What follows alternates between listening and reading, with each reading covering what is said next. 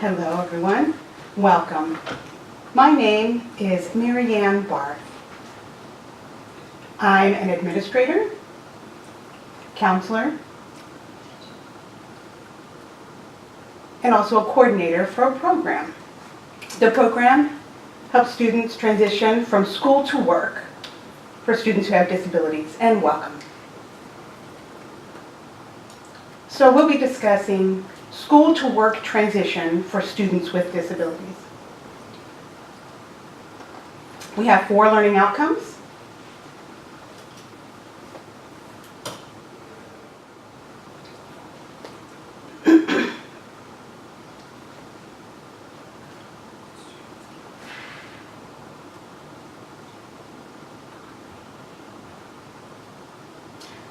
For students to feel I can do it. Then also that I can do that well. Another component is I love my job. Not only for financial gain, but also for independence. And this is important for their success overall.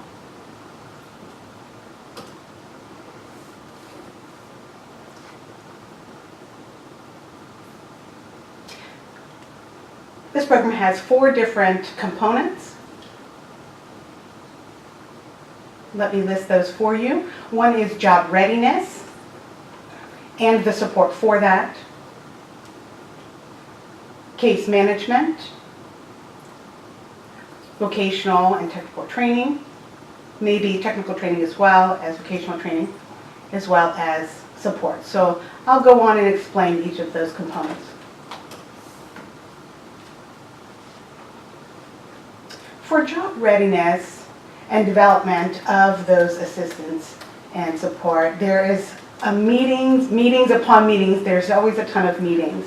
So before things happen, we have a meeting, and then we'll have an introductory meeting, and then we'll have a more in-depth meeting to discuss things that have been going on. There's very much a team approach. There must be a team approach for all throughout the program. So we also have the consumers themselves or clients. We have the parents or caregivers. We also have administration and school people who will be part of this as well, who have been part of the student encounter. And so we also will have other agencies such as VR, developmental delay services, and so an inclusive approach for our students.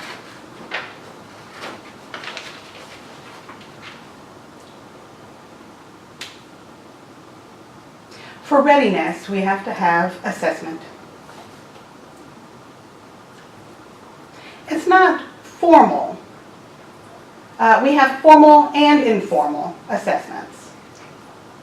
So for informal assessments, we would sit down with a student or client, find out what their interests are, what they're not particularly interested in, what their goals and dreams are, and we'll go through and clarify those. So the informal is very, I would say, rudimentary, but it'll give them an idea of whether or not they want a very quick pace or not very quick pace sort of environment to work in.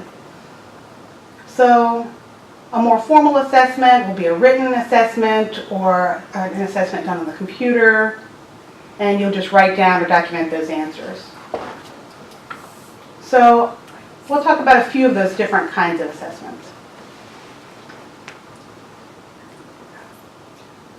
You can see on the slide there it's OASIS.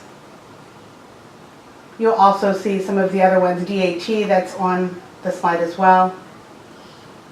The ASVAB, ASVAB. So those are more formal assessments. Keep in mind that this is very reliant on a student's ability and aptitude in written English and their ability to translate that information for themselves.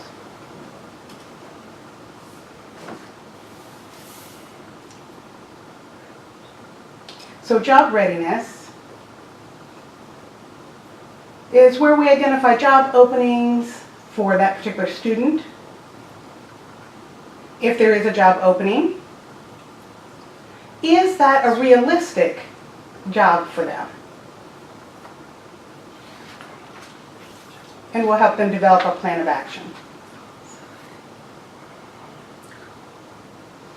Another is called soft skills.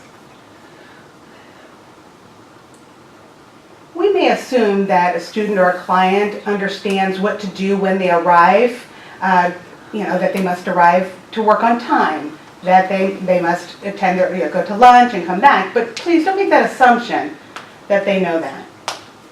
Those things must be explicitly taught to students.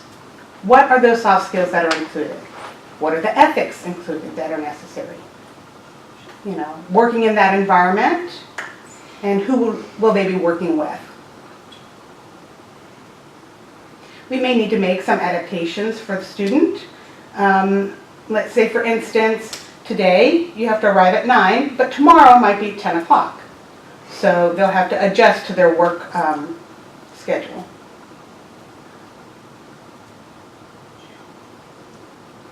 A student must be able to support themselves, which means I may need an interpreter for this encounter. Or I can't see something, so I need you to probably enlarge that. And so those are accommodations that may need to be done, and you have to encourage the students to go ahead and address those needs and let that be known. Those are soft skills.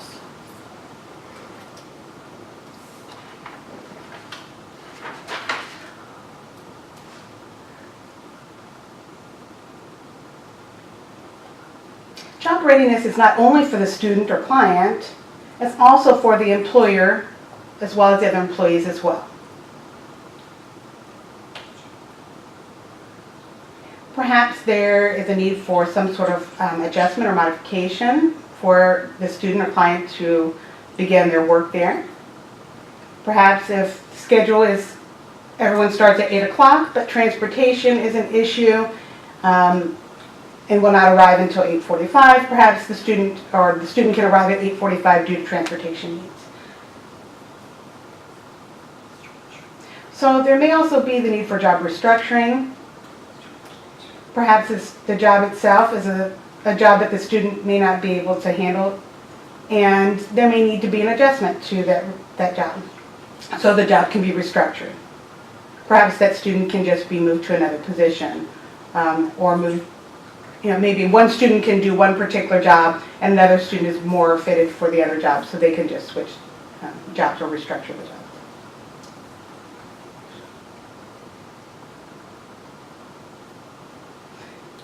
Accommodations, I know there's this big law out there called the ADA, the Americans with Disability Act. And those accommodations require employers as well as other places for the employer to accommodate the needs of that student. Accommodations for students would be such as a number of other things. The boss and the employee themselves and the students can be taught what to do and how to approach this particular client or student. Oftentimes the employer is, ill at ease with the situation and do not know how to address the situation. So we're there to help transition the student and educate the employer with the student and explain to them what would need to happen with students and with the other people who work there.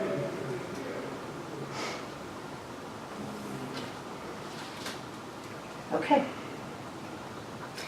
So now we're moving on to case management. Case management, a lot happens in case management. There's quite a bit of work involved.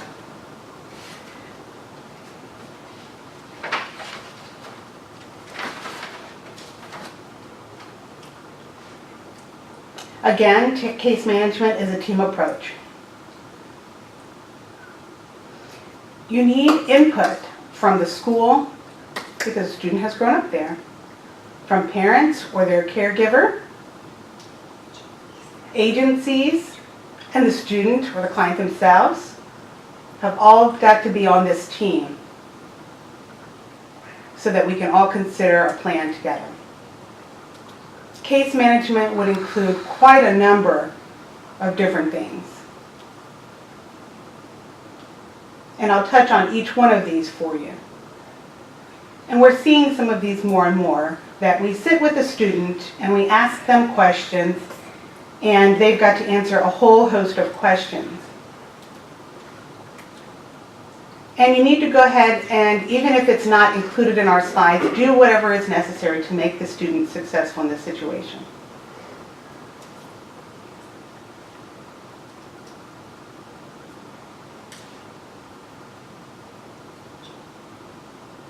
So what is a job versus a career? You may need to explain that. I know we tend to use those words interchangeably, but they're not the same thing. So you may need to explain to a student what is a job and what is a career. Also, transportation. What does transportation actually include? Can a student get a driver's license or not? Can the student perhaps use public transportation like a bus? Maybe they live very far away from the bus line and there's no bus line near them. Again, that's part of your responsibility in case management to find out what's available to that student. It may be a wonderful thing to get a great job, but if transportation is not dependable, then it will break down the whole situation. Housing is another issue. For them to learn how to live on their own, as well as independent living skills. There may be the need for a group home, but where will that be located? Where is the housing? What is exactly included in housing for them? If they want to live independently, do they know how to cook? Do they know how to wash clothes? Do they know how to do the whole host of things that are needed under housing? What do they need for the job itself? Sometimes it requires special clothing or shoes or specialized equipment for that particular job. Whatever it is that they need, perhaps it's a visual calendar or a visual schedule that will tell them what it is they need to do, when is maybe break time or lunch time. And so the calendar may need to include all that information, including holidays. Whatever it is that they need to help that student become as independent as possible. Healthcare. Healthcare, many students do not understand what they need for healthcare. How to go and make an appointment for a doctor's appointment, for a dentist appointment, how to make these appointments and what to do, because they've never had to do them before. So teaching the student how to do that. Once you arrive to your appointment, what do you do then? There's usually a stack of papers to fill out. Can the student fill them out? And if not, let me back up for just a second. There may be the need for a binder with personal information in it that they can utilize to transfer this information from their personal information onto the paperwork they would need for their first doctor appointment. Understanding that doctors and hospitals, they have many different forms that need to be filled out. So, discussing disability laws and students' rights. Many people do not understand their rights. They've never studied the laws or know their rights.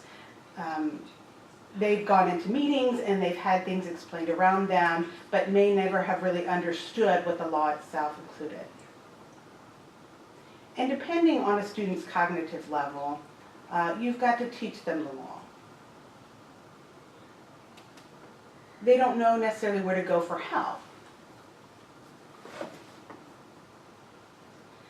So you can have a binder or a portfolio, and that would be a place where you would store papers with disability laws and rights and everything, private information, that the student could utilize for different resources that they would need to get help with certain situations. Now, it's possible for them to get this help.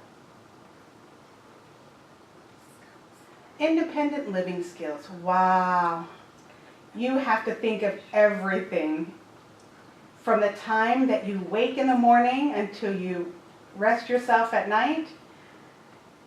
You may think that these are rudimentary things that you do on a daily basis, but for many students, they don't understand, how do I shower?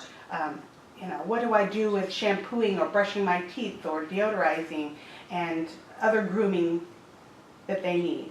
You will have to teach those explicitly. So it's helpful to have a list that they can check off each task in the morning so that they know what to do next.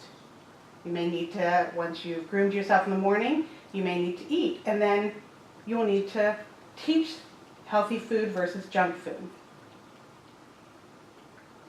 You'll need to be explicit about what time to eat in the morning, what time to leave in the morning. Once you get to your job, what to do at that job. And when you're finished working, what you do when you get back home. It may be time to wash laundry. So teaching them how to launder their own clothes, teaching them how to use the proper amount of detergent, as well as the washing settings on a machine and drying settings, folding and ironing, button sewing, all of those things that you would do in your own independent. Also, money is one of those skills. How to make money, how to spend money, how to save money, budgeting skills are necessary. If an item has a cost, you have to compare it to how much money a student has. Many students have never shopped before. Parents have always purchased things for them and provided for them, and so the students do not know how to grocery shop or how to shop for their own clothing. So you have to be explicit. You have to have direct teaching. That is part of case management. If you can find an agency to partner with in case management, that is an option. Another is child care. Many do not necessarily know how to take care of children, and so that is part of case management. If you have children, you go to work, who's going to care for the child while you're at work?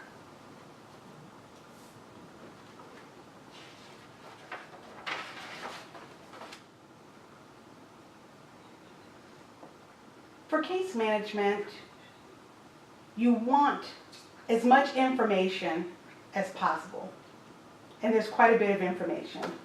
You're going to glean that information from school, from the school itself, from teachers, administrators, support staff. Gain as much information as you can. They've seen that child grow up.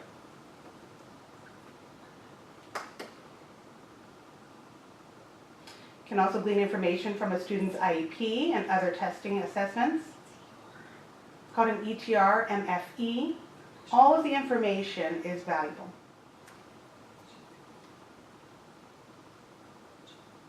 You can also get information from agencies. Agencies can provide some information and other information they cannot provide. Some agencies can provide some information but not others, and another agency will be able to help fill in some of those gaps and work and coordinate together with those agencies' information that you get.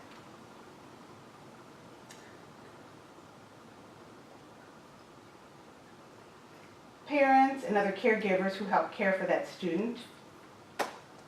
It's important that as a student transitions from school to work, there are some things that you need to be aware of. Parents are often resistant to this transition. They want to care for their child. They want to be there for them, help them, but we need to convince them to let go.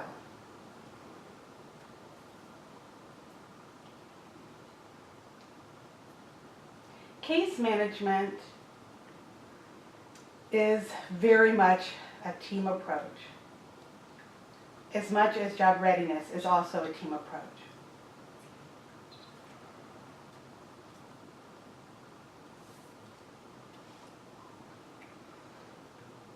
A third component is vocational training.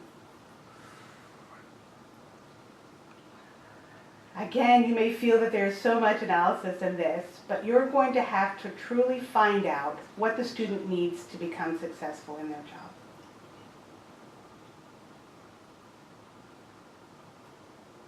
You need to find out what it is that aligns with the student's motivation, their dreams, their hopes, and match that with the kind of job. You don't want an egregious mismatch. Perhaps they have, a second or third grade math level, or they want to become an accountant though, and that may not be a match for them at all. So you need to guide a student or consumer to their realistic goals. It must be a realistic job.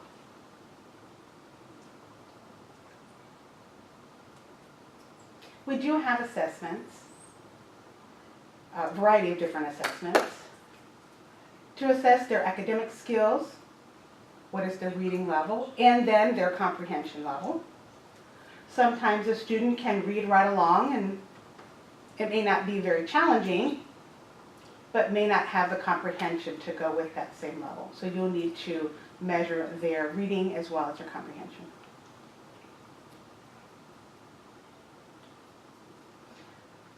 They'll need to write to communicate. They don't have to write expertly, but can they write notes to their employer or other employees and be understood? Also math. Math is a necessary skill for budgeting and for everything that happens in life. Anything that you would need to take care of your home. Independent living skills, there's an assessment for that as well. For the student to know how to take care of laundry, to take care of the house, to shop. We need to teach those explicitly. Those are direct services for teaching a student directly how to do these things. So if you can't teach those yourself, then you must partner with someone who can teach those skills. The next category is social. Is socialization appropriate in the workplace or inappropriate? How to address your employer, how to address other employees. Is communication successful? What are those boundaries for communication? You have to teach boundaries directly. That's the world of work is very different compared to the environment a student finds himself at school. What is appropriate and what is inappropriate? If you have an oops or a faux pas, what do you do then? The next component is job placement.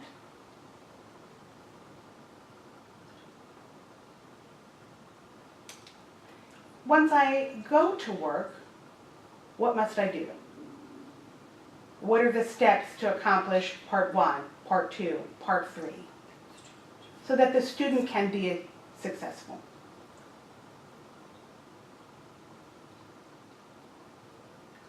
What else is necessary for the student to keep the job?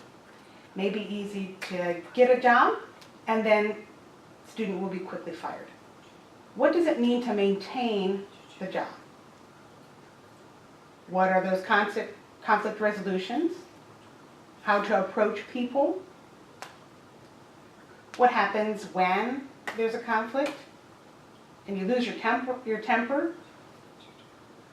What to do and how to teach what to do when things happen.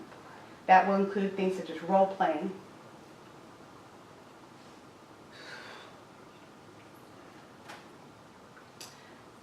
must reinforce, review, and then reteach, and repeat, and repeat, and repeat. It is, again, a team approach.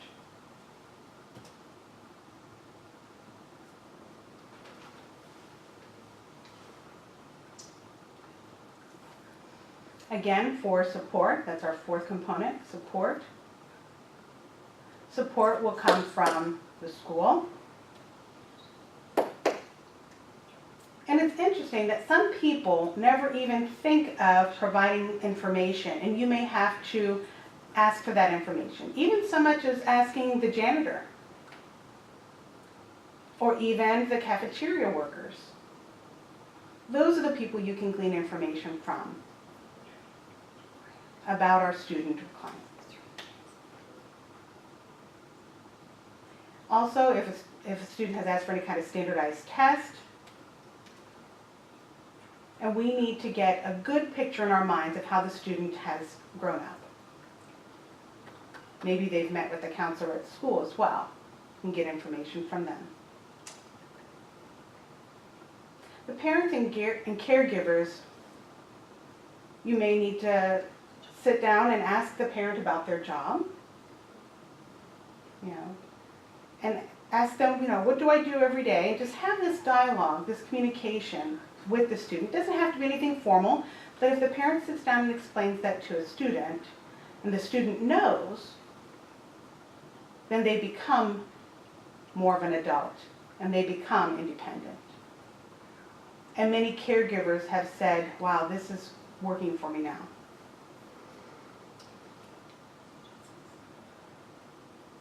Support from agencies, assessments, the job search itself, having those match with the student.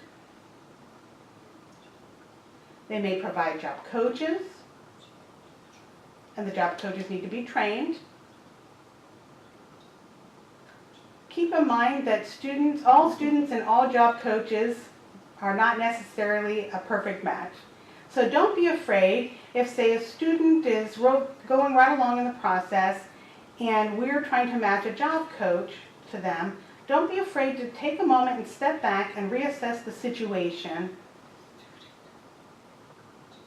And if you come to the realization that this is not a match, go ahead and reassess that, because the goal in the end is for the student to become successful. If there's a mismatch and you continue, the success of the job will not be there. Agencies can be supportive and can help write resumes, cover letters, can provide interviewing skills and mock interview skills where you dress up for your interview and you discuss how to approach an employer. If you're deaf or hard of hearing, you may need to explain how to use an interpreter, where the interpreter will need to sit. And what happens if the boss starts asking, what kind of disability do you have? And the frustration in that moment, how to handle that. So you have to practice these things.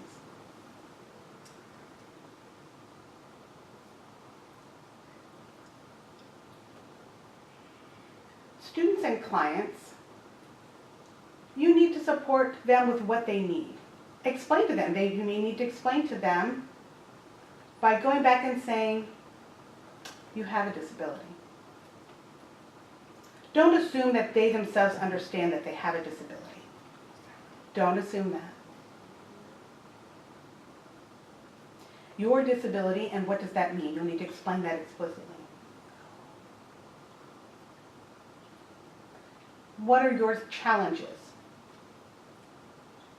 And what kind of word choices they'll need to use. For example, I'll give you an example. How do you work well? What does well mean for them? That word well, if you have, so the interviewing process, maybe a student will need an interpreter. So you need to be able to explain what an interpreter does and where they sit. And maybe explain to them what happens if the boss says, what kind of disability do you have? Oh, what do I do then? They're not, some ask that during an interview, and you'll need to address, what do I say when somebody asks me this? I know I learned they're not supposed to ask me this, but they've asked me this. How to handle that. You need to teach them how to approach that situation when it happens in the appropriate way.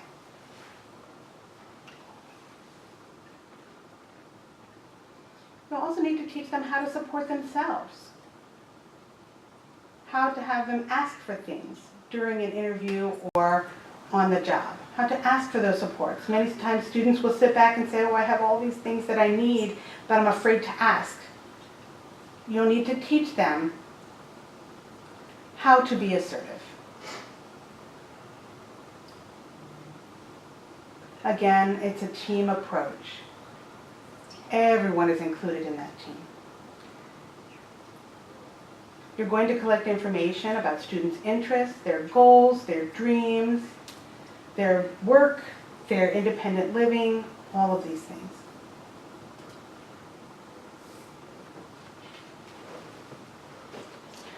Students/clients need to understand themselves, who they are, what their disability is, and what will be a success and challenge for them.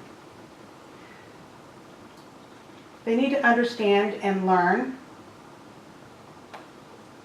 and need to be shown how to make these decisions. And also conflict resolution skills. You may need to use role play to show them how to utilize these skills. Understanding what the world of work means. I've done that before. Skills require, what do they need to do every day? What are their skills that are required for this job? And what they need to do to maintain this job.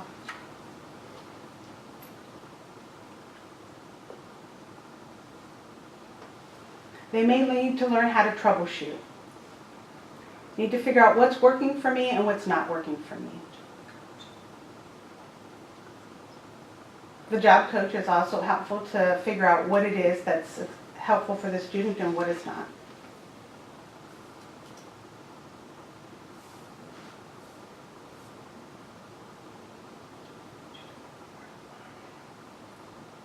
Students, like I've said before, they need to have the information that's collected about them from the school, from agencies. We must have collaboration with agencies. If the agency is doing this but doesn't know that the other agency is doing this as well, we need to coordinate and work together.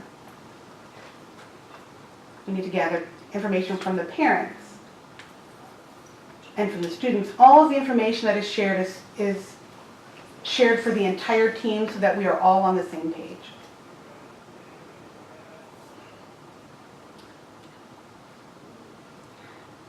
Remember, students with a disability, when they transition from school to work, in the midst of that transition, they must learn how to work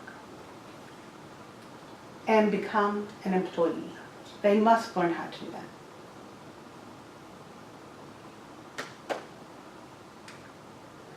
Really, that transition, what does it mean to transition from school to work? Sometimes it feels like not working or underemployment. It feels like a trap. And they feel trapped.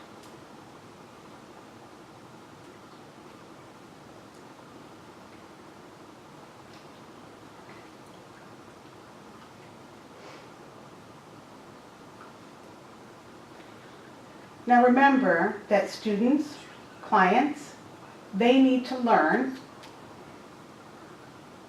as they transition from school to work. They need to learn how to work, how to become an employee,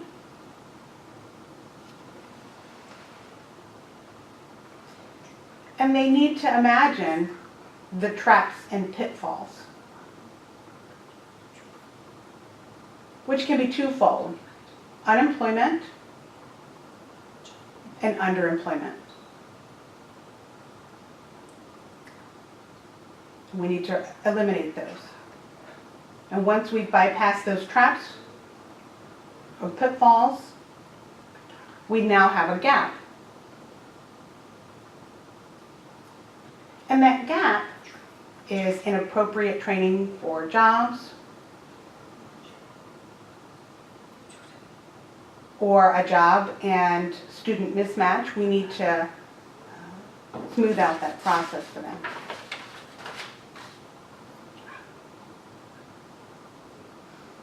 We need to work through that gap. And in order to do that, we provide a bridge for them. That bridge is the agencies, the parents, the students, all working together to transition a student from school to work. That collaboration is the bridge. So basically, the goal is successful employment, so that everything works out well.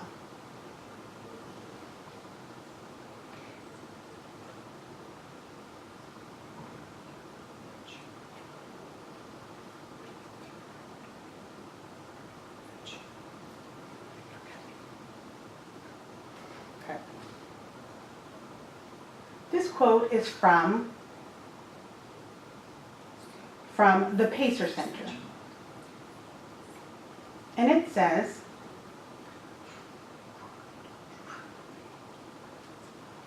truly successful transitional process is the result of a comprehensive team approach, which means planning, and that planning happens with the students. It begins with the student's dream, with their motivation and passion, their wants, their abilities,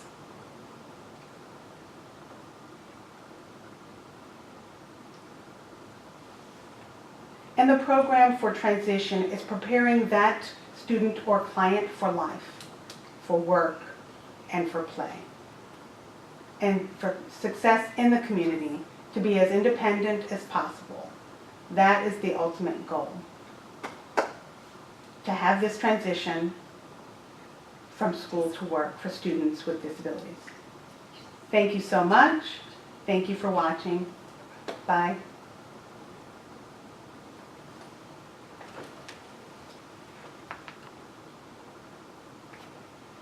See the little red light, just take a deep breath and go. We were talking about making assumptions. Don't make assumptions. For example, I'll give you an example from my own experience, which is quite a plethora of experience, but I'll give you one short example. I had a student who had decided they do not have a disability and was very resistant to this idea. It was 2 years of intensive work to show the student that they had a disability. Okay, you have an IEB, you have supports, you have all of these other things, accommodations, and after 2 years, I was so nervous that the student didn't understand that. I said, you're really ready to go out in the world now and start working, and you'll need some support, but you're very resistant to the idea that you have a disability.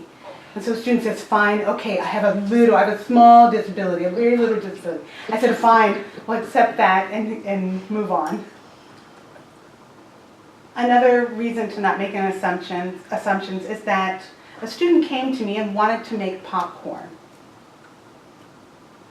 And they said, I have a microwave in my space, and we're going to make popcorn. Went to go make popcorn and came back to me and gave me the package of popcorn back and said, I don't know how to make popcorn. I said, okay, let me explain to you how to make popcorn in the microwave. Do you know where the microwave is? The student answered yes and walked over to the microwave. Then came back to me again.